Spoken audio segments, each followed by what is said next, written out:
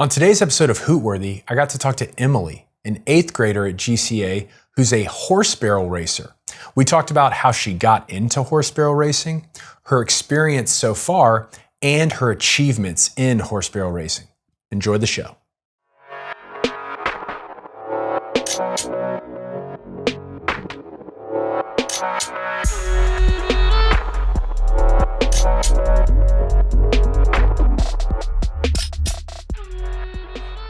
Emalee, thanks for coming on the show. 8th grader at GCA, and you're on Hootworthy because you are a horse barrel racer. Thanks for being here. If your horse could talk, what do you think he or she would say? Well, which one? You choose. Tell me if they're going to do a different answer. You tell me. Yuma, my main horse, would probably say, "Hey, let me go," because she is just super bouncy and she's just a very bouncy, bubbly horse.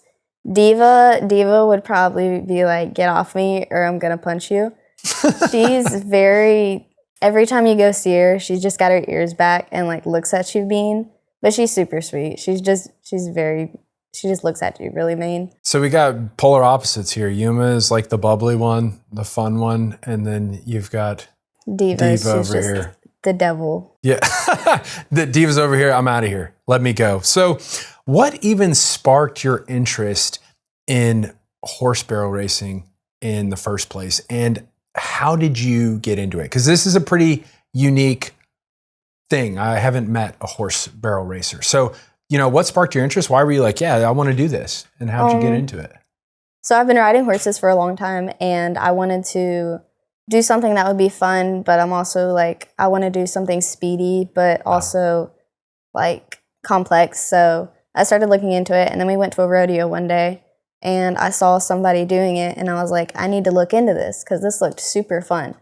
And I found somebody named Fallon Taylor. She's been the world champion a couple of times and I just wanted to be like her. So I got on like one of the ponies that we had and I started doing it around like feed buckets.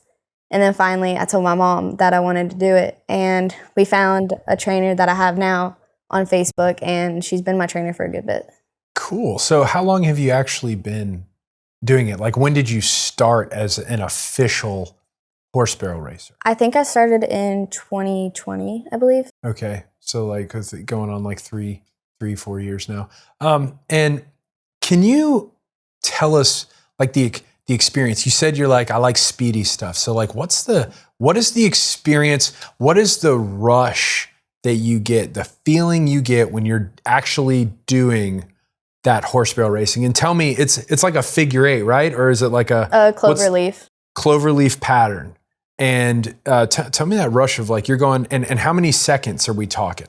It's usually like pretty much been 16, like very like low 16s, like 16.2, 16.3s. Okay. And it's like when you go in the arena, it's just you got to be quiet. And then you're just like, okay, let's do this. You got to get your mind right. Because if your mind's not right, then your horse's mind isn't right.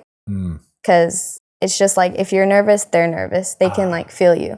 So you have to be confident and you just got to go in there and just run like you know how to do it. So y'all feed off of each other a little bit. And so what is that like 15 to 16 seconds? What is that like when do you like forget about it? Do you go into the zone? Like what happens? You just got to know that like, I got to do this and I got to do this quick. So it's like in and out. You just go in there, you turn that first barrel and you're like, okay, that one's up, go to the second, that one's up, go to the third, that one's up. Okay, let's go. Go back to home. Sure. And how many times do you get to go? Or is it a one and done when you're there, or do you get like multiple tries? Usually if you have one or more horses, then you get multiple tries. But if I just bring one horse, then I have 2 runs because of open and youth. Oh, I see. So then if I mess up in open, there's always a retry in youth. Oh, and what's the difference between those two?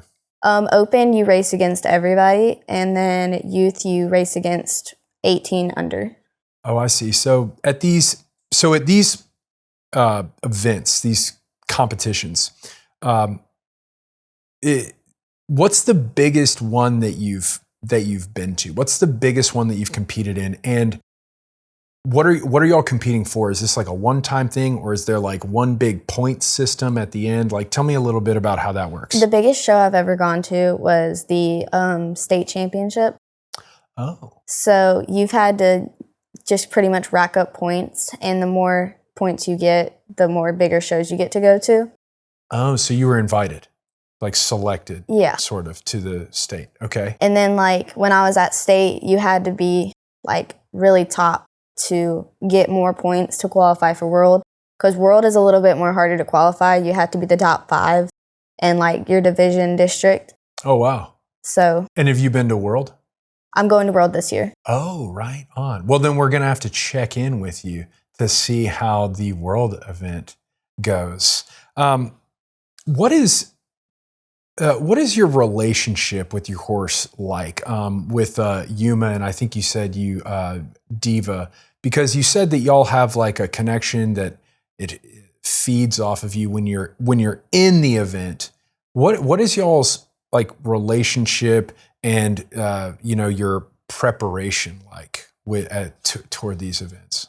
Yuma, it's just like usually a week leading up to a race or something. We get in the zone and we really work, and we just try and be together like as much as we can. Like half the time I'm outside. Every break I get for school, I'm outside with her. Nice. You're like sleeping on the ground outside. No problem. I don't even have to ride her. I just brush her, go sit with her, then just kind of be with her. And it's just like you got to get in the zone with them. And then a couple more days leading up to it, we like start working like at the pattern, fixing little rivets. And then for like the race day, we just completely go. Sure. So when you say the pattern, so to prepare, is it always the same like course, the same pattern every time? Mm-hmm. Okay. So, and so at your, this is your house. You basically live on a farm, I'm assuming. Okay. So you're out there essentially just running this pattern over and over. Do you ever get like we don't kind of run tired it. of it, or? Well, sometimes, but we don't run it like all the time. We usually just do, sometimes we'll do circles, sometimes we'll work on barrel drills. And it's just whenever like I feel like, oh, she's ready, then I'll run it through. And if something's wrong, then I'll go back down to slow work, like walking, and then just fix it right then and there. So it's not going to be a problem later. Right on. So would you say you're pretty close with Yuma? Very close. Like best friends? Like your other family members are jealous of you and Yuma's relationship? Probably. Yeah, for sure. So if you could change anything about horse barrel racing, you just became the commissioner of horse barrel racing. And they were like, okay, Emalee, you can change one thing. What would you change? Probably the hat fines. The hat fines? What's the hat fine? You go in, you get fined if your hat isn't cool enough? What is that?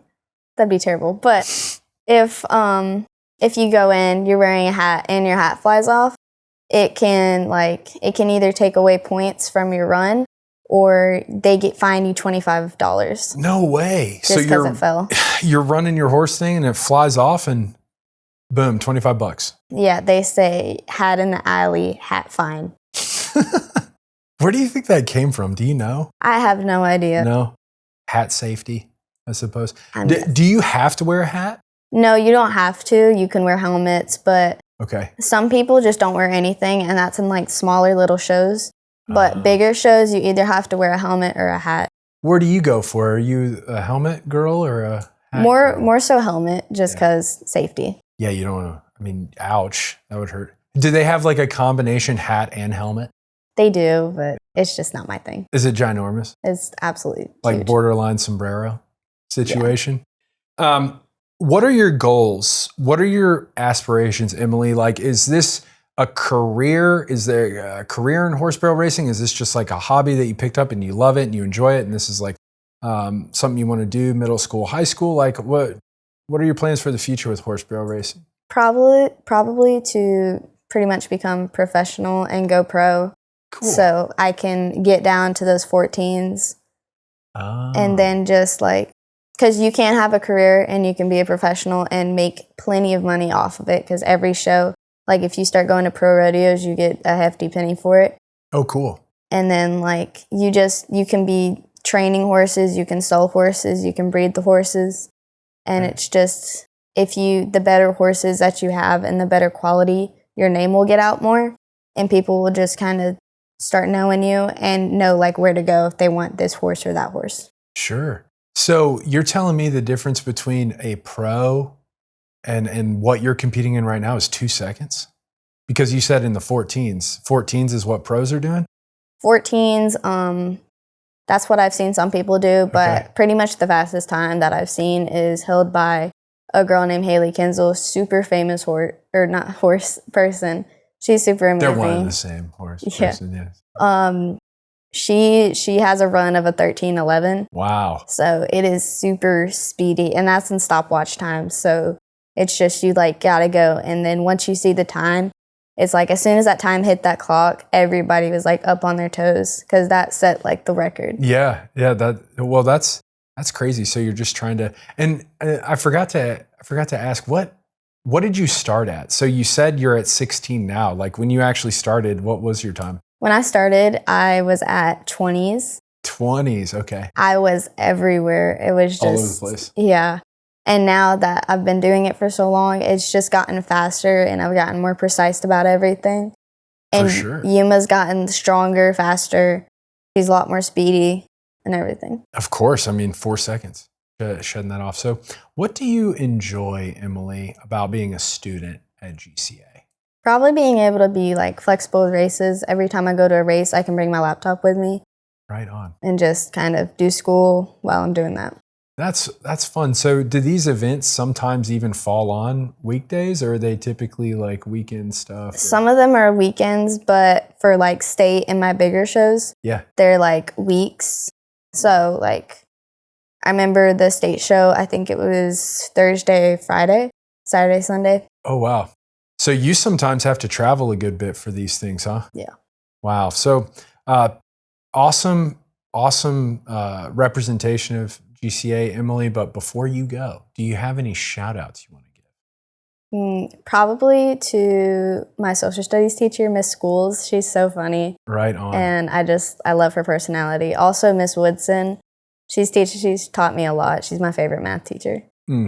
That's awesome. Well, Emalee, thanks again so much for coming on Hootworthy, being a horse barrel racer. And we can't wait to see you get down to 14, maybe even 13. Stay Hootworthy. Thanks for coming on.